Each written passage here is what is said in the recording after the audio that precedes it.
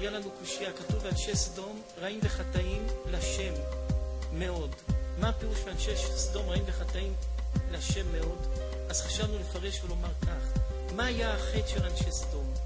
אנשי סדום, ניקח את זה משל לאנשים. הרבה פעמים אנשים בחיים עושים דברים רעים מאוד, והם לוקחים פירוש ותירוץ למה שהם עושים את זה לטובה בשביל הקדוש ברוך הוא. הם מלבישים את הרע שלהם ואת הלא טוב שלהם על הקדוש ברוך הוא. הם אומרים אני עושה כך בשביל כך. הם מנצלים כביכול את הקדוש ברוך הוא, את התורה, את המצוות, להצדיק את כל הרע שהם עושים. אותו דבר היה לאנשי סדום. אנשי סדום רעים וחטאים, כל הרוע והחטאים שלהם היה להשם, כביכול בשביל השם.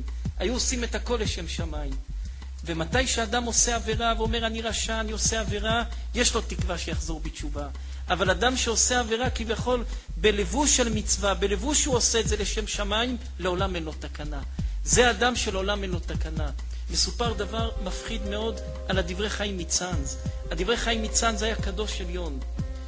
פעם בחוץ לארץ היו מזכירים, המושל של האזור היה מזכיר את הבית מרזח, איפה ששותים אנשים יין, היה מזכיר את הכל לאנשים.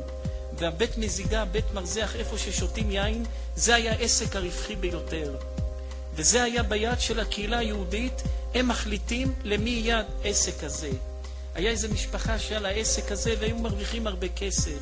יום אחד התאספו כל האנשים ואמרו, למה לא ניקח את הבית מזיגה ונעשה את זה חברה שתנהל את זה, וכל הכסף ילך לצדקה לעניים. שאלו את הבן של הדברי חיים מצאנז, והדברי חיים מצאנז מביא את זה בספר שלו שאלה ותשובה. הדברי חיים מצאנז עונה תשובה ואומר כך. הדברי חיים מצאנז עונה תשובה ואומר כך. הוא אומר אין פה חוכמה אבל יש פה זקנה. הוא אומר מבחינת חוכמה אתם צודקים. אולי באמת צריך לתת את זה שזה יהיה דבר ציבורי ולא דבר פרטי. אבל זקנה יש פה. עונה דברי חיים מצאנז ואומר כך. תבדקו עם אותם אנשים כביכול צדיקים שרוצים לעשות את זה בשביל הכלל, אין להם אינטרס פרטי שרוצים לנקום באנשים האלה. והדברי חיים מצאנז פוסק להלכה לא לעשות את זה. כי הרבה פעמים אדם צובע את כל מה שהוא עושה כביכול במצווה. ומה טמון בתוך המצווה? אינטרס שהוא רוצה להזיק לאדם. הרבה פעמים אנשים מלבישים את הרע שלהם במצווה ואומרים שהם רוצים לעשות מצווה.